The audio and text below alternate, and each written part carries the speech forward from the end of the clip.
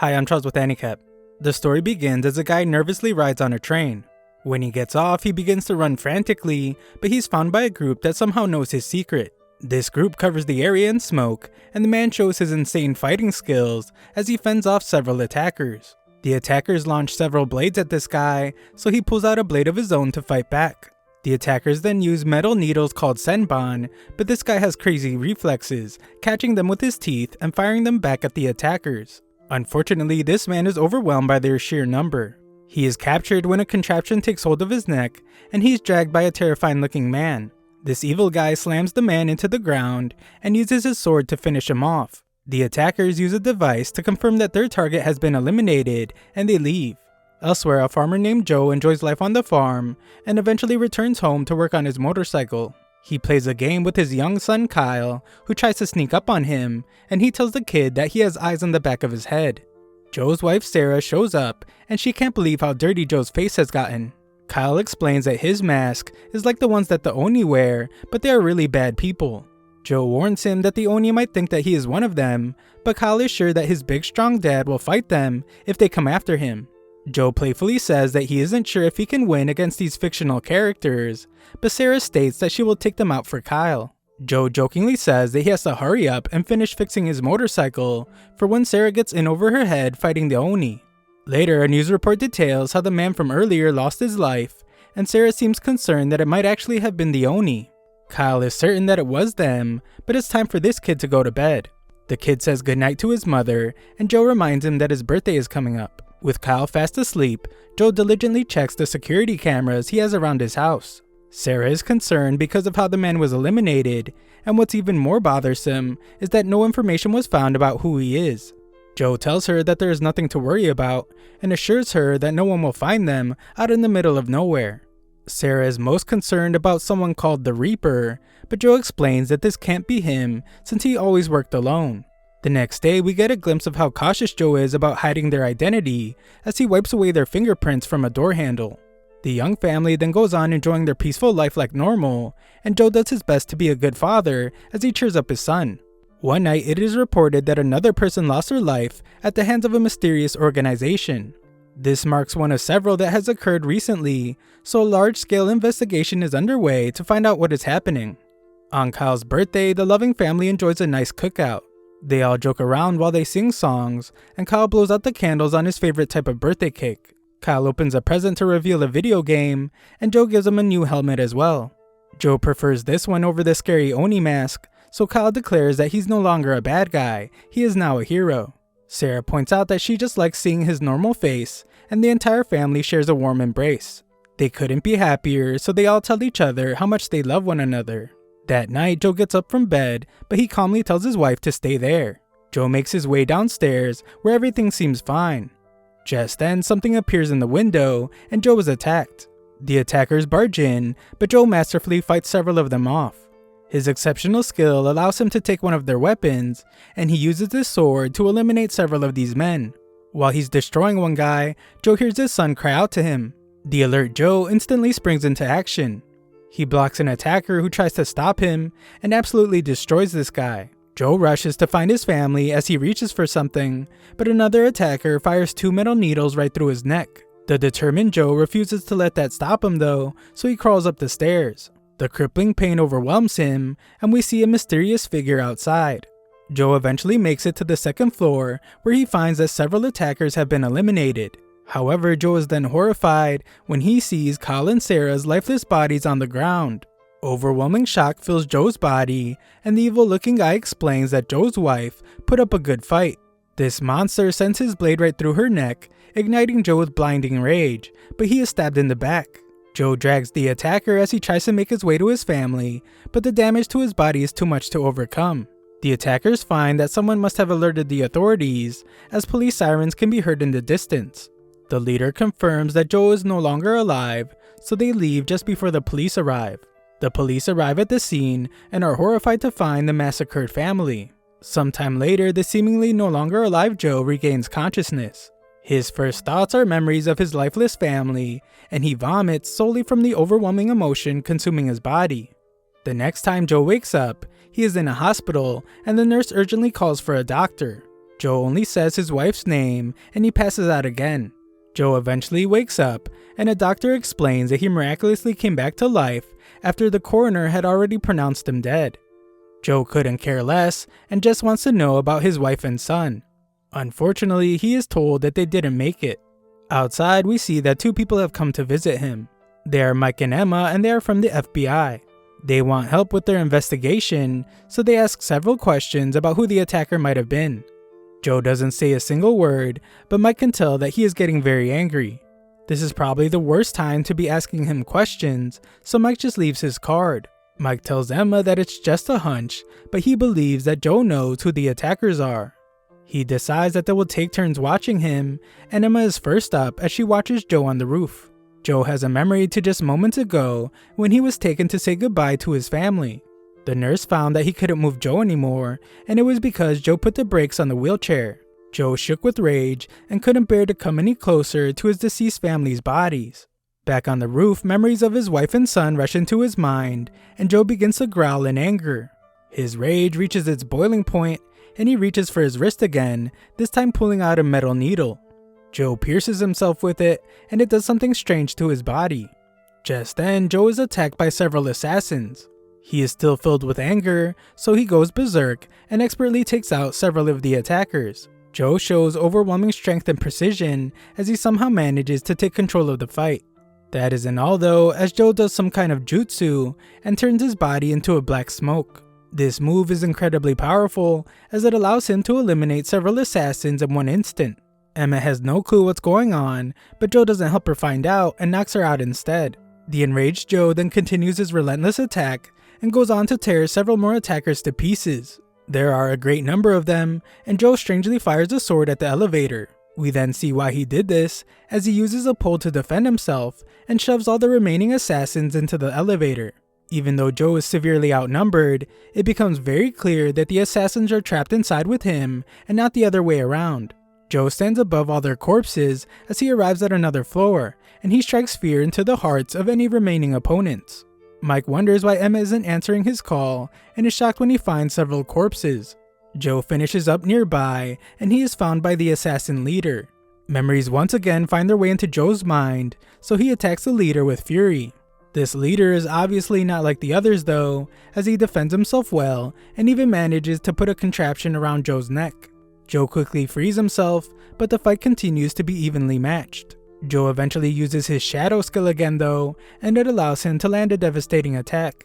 Joe quickly follows this up with even more strikes, and the fight is over soon after. Joe demands to know how they found him and his family, and how they knew it was really him.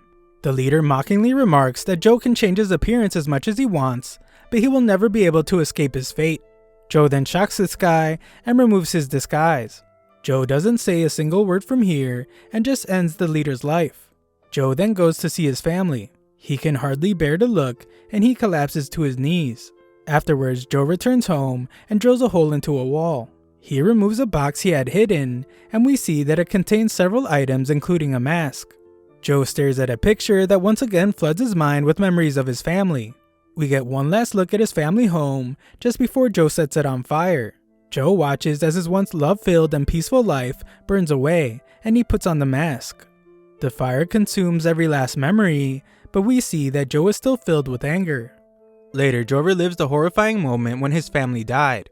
This time, his wife calls out to him by his real name, Hegon. His family no longer has on their disguise, and Joe's son screams out to him. Just then, Joe wakes up from the horrifying nightmare, and we see that he has tied up the assassin leader. Joe is in real bad shape though, and collapses. Joe is surprised to hear that someone has arrived, and this man is just as shocked as he thought the next time they would see each other would be in the afterlife. This man is a doctor, and he wonders why Joe isn't wearing his disguise. Joe reveals that the organization somehow found a way to see through the masking system they were using. The doctor wonders why Joe's body always gets beat up, but he then realizes why when he sees Joe's arm.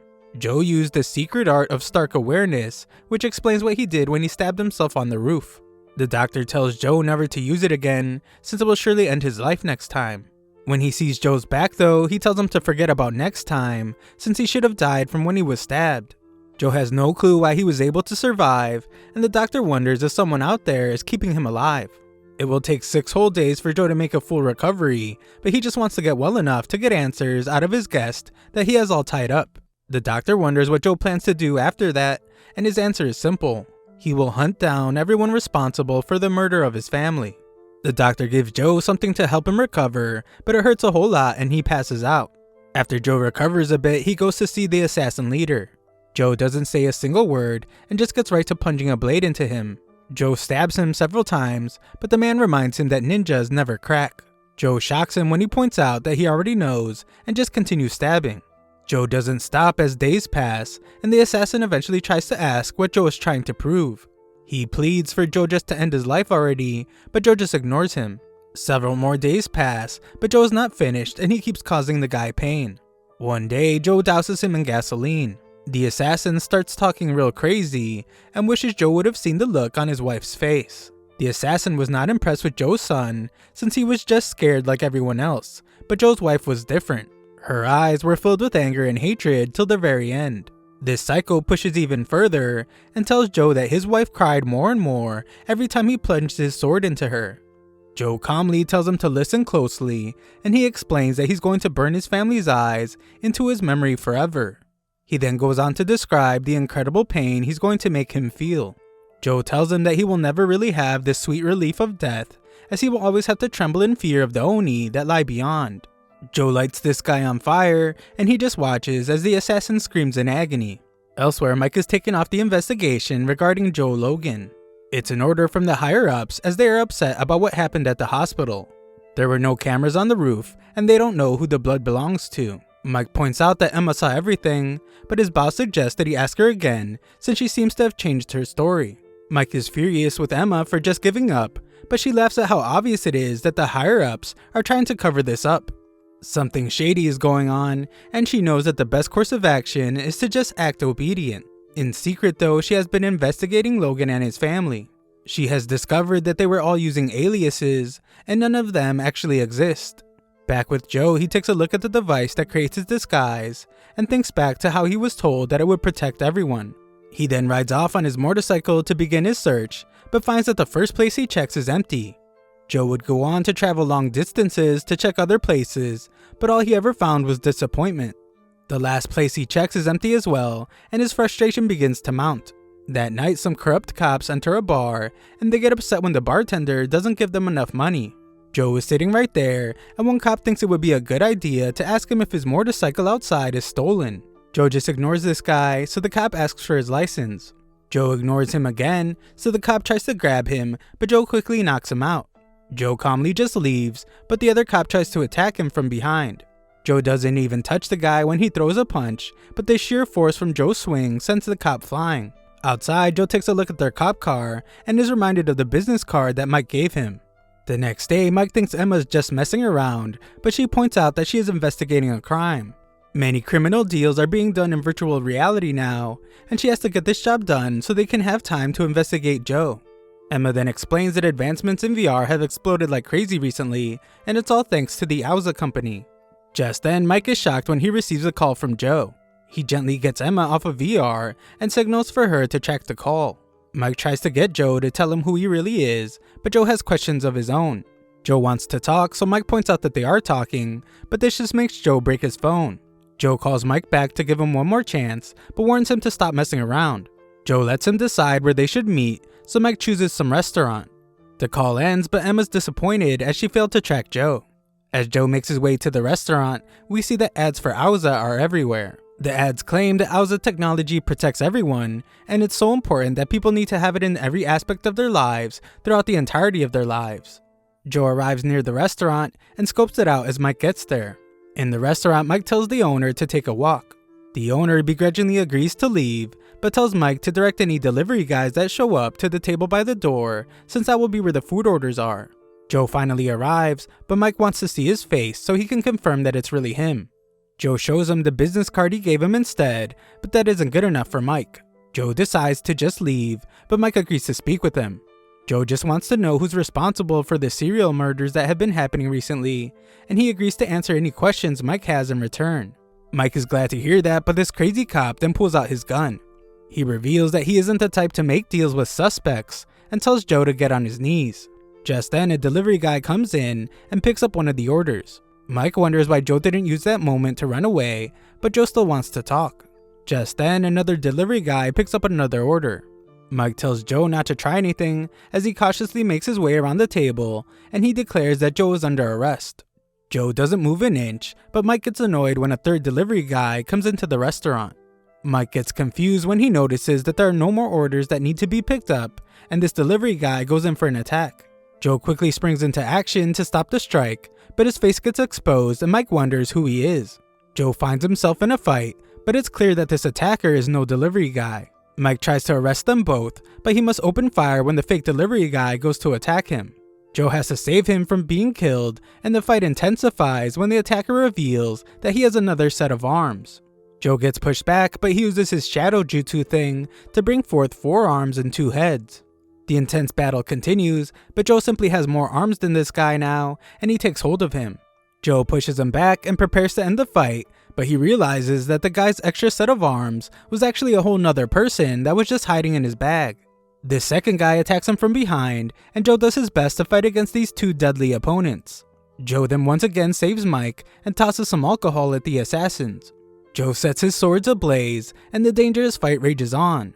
Joe eventually chugs some of the alcohol and uses it to shoot a fireball at his opponents. He takes this opportunity to launch all his blades at them, pinning one guy and absolutely destroying the other. The insane fight is over, so the stunned Mike pleads for Joe to tell him who he is. Joe just says the words "pecking duck," but Mike gets upset since that is just one of the items on the restaurant's menu. Mike wants to know where the guy from the hospital is, so Joe uses the device to show him his disguise. Joe reveals that he is a ninja. These fake delivery guys were as well, and so were the guys at the hospital. Just then, the 2 of them have to take cover as the group shoots at them from outside. Things get even worse when they look outside, as one of the attackers fires a rocket at them. The entire place explodes, and the attackers take off. Joe is nowhere to be found, but we see that he's up above watching Mike. Mike looks at his chest to see that the ninja's blade cut right through his body armor. The blade doesn't even have a single scratch on it, even after the entire fight with Joe, so Mike wonders who could have made such a crazy weapon. Just then, the ad for Auza pops up behind him, and both guys stare at it as it makes its pitch for why everyone needs Auza technology in their life. Elsewhere, a man named Zai informs his master that their target is unfortunately still alive. The master is upset by this, and says Higan's name. Elsewhere, a politician makes his escape as his home was just attacked. He begs for God to stop the demons, but things get terrifying when he begins to hear something. Just then, a few terrifying hands come out of nowhere and end their lives. The man responsible watches nearby and seems to take a strange liking to Joe, who he has a picture of on his phone. Afterwards, this guy is visited by Master Yamaji. He complains that this last job was extremely boring and declares that his talent should be reserved for more exciting missions. Yamaji reminds him that he is simply a sword, and weapons like him have no will of their own. Yamaji then states that exiles like Higan are no longer considered ninjas. They are treated as enemies the moment they leave. They must be eliminated immediately, as they can't afford to have anyone find out about their secret arts. Higan is one of the most elite ninja in the entire history of Japan. He has mastered countless fighting techniques, and is completely ruthless when it comes to eliminating his targets. They already killed him once, but they believe that he was able to survive because he used his secret art. Yamaji wants to eliminate him for good this time, as he wants to find a way to uncover Higan's technique. Yamaji has already ordered preparations for this, but the other guy is more concerned with the one known as the Reaper. Elsewhere, a man in red is disappointed to see that someone named Zai has forgotten everything he taught him about fighting with pride. What he does now is just violence, so the man wonders how many of his former comrades he has killed now. Zai is eliminating the ones exiled from the corrupt organization, but this guy brings up how they failed to kill Higan. Higan proved that those who have faith in the old ways will not fall to the likes of people like Zai. The man in red is sure that once the other exiled find out about that, they will stand against the organization just like he is. The man in red was the one that taught Zai how to wield a blade, but now he must put an end to what he started. He unleashes an insanely powerful strike and tells Zai that it's impossible to defend against a blade of wind. This is his secret art called the Flying Swallow. Zai is still alive, but the man is sure that won't be the case for much longer. He plans to use the attack again, but he realizes that Zai's sword is missing. A look at his chest reveals that Zai somehow managed to stab him, and he is defeated. He is prepared to go to the pits of hell, where he will wait for Zai. Back with the other guys, Yamaji reveals that he has forbidden the Reaper from engaging with Higan. At the police station, Mike is told that the attack at the restaurant was just the Mafia. Mike is furious at how obvious the cover-up is, and he is called by his boss. Mike is reminded that he will be retiring soon, so it's recommended that he not mess it up by sticking his nose where it doesn't belong. His boss wants him to stay home until his retirement day, and he leaves Mike with some papers. Elsewhere, Joe is at a hideout and starts a fire. He is once again haunted by the memories of his family, so he must take a moment to calm himself down. Mike arrives to meet him just as planned, but he points out that the restaurant owner was framed. He wants to do something about that later, but for now they will enjoy some Peking duck. Inside, they go over what they know so far. The blades used in the attack were made of a special alloy, and the patent on that alloy is held by Auza. There is clearly a connection between them and the ninja, but Mike still needs to do more digging to find out more. Auza is a very dangerous company though, as they have the FBI in their back pocket. Joe couldn't care less about how dangerous they are. They killed his family, so he declares that he will now hunt down every last one of them and make them pay. Mike reminds him that he will have to arrest him if he does that, but decides that there are a lot of other dirtbags that he needs to handcuff first. Mike isn't ready to retire just yet, so he burns the papers and makes a truce with Joe. Joe pours him a drink and explains that this is how alliances are formed. This isn't alcohol though, since Joe just prefers drinking energy drinks. Mike is familiar with someone that knows a thing or two about Auza, so they go to meet with Emma. Mike teases her for her piece of junk car, but she's quick to point out that his car is even worse. Joe proves to be a serious car enthusiast as he knows everything about her Beetle, but he's shocked to hear that she knows he is a ninja. Mike explains that he can trust her, but he must quiet her down when she starts talking too much. Emma has them squeeze into her tiny car and shows off all the tech she has installed in it.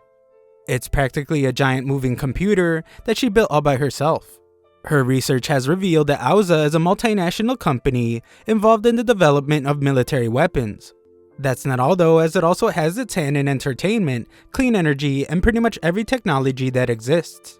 It's like they are taking everything over, as their products are constantly replacing various software and hardware every day. Every country uses their technology to some extent, but that rapid growth has caused a lot of dark rumors to spread about them. Several people who were inconveniences to their company, like key figures in rival organizations, and journalists investigating them, have died in mysterious ways. The most recent person was the bald politician that died earlier in what they think was a car accident. He refused to allow foreign companies into his country, but the guy that has replaced him is doing the exact opposite. He's actively attracting foreign companies, and one of them is Auza. These deaths seem to be far too convenient for Auza, so she suspects that they are behind it all. Elsewhere, some scientist shows their boss a remarkable reactor. It's performing even better than the last time they tested it, as it's now capable of producing 2.2 million kilowatts of power per second. The boss proclaims that this technology will change the world, and he declares that Auza must become the one and only company. Their technology will make everyone's lives better, and Auza will be the new standard for the entire world. Afterwards, he is met by Yamaji. Yamaji shows him a picture of the restaurant attack, and the man confirms that those were his men. He explains that he was just running a test for a new weapon, and he thought a ninja would be the perfect test subject because they have superhuman abilities. Fearing Yamaji's rage, he points out that he targeted an ex-ninja, not one that belonged to the organization. He tries to remind Yamaji that they are partners, but Yamaji just tells him never to do that again. Elsewhere, Emma shows the guys the center of the huge enterprise known as Auza. Auza City is an experimental city run entirely by the organization. Just then, Joe keeps Mike from getting a blade through his skull as they come under attack. Emma tries to get them out of there, but a sword keeps piercing the car. Mike fires at whoever is on the roof, and Joe does some ninja stuff to sense where their attacker is. He sends his own sword through the roof, but Truck-kun smashes right into them. Joe finds that the other two are unconscious, and he sees the attacker outside. This crazy ninja launches a ton of blades at him, so Joe goes out to fight this guy. He is wearing some kind of strange mask, and he gives Joe a run for his money as they make their way up a building.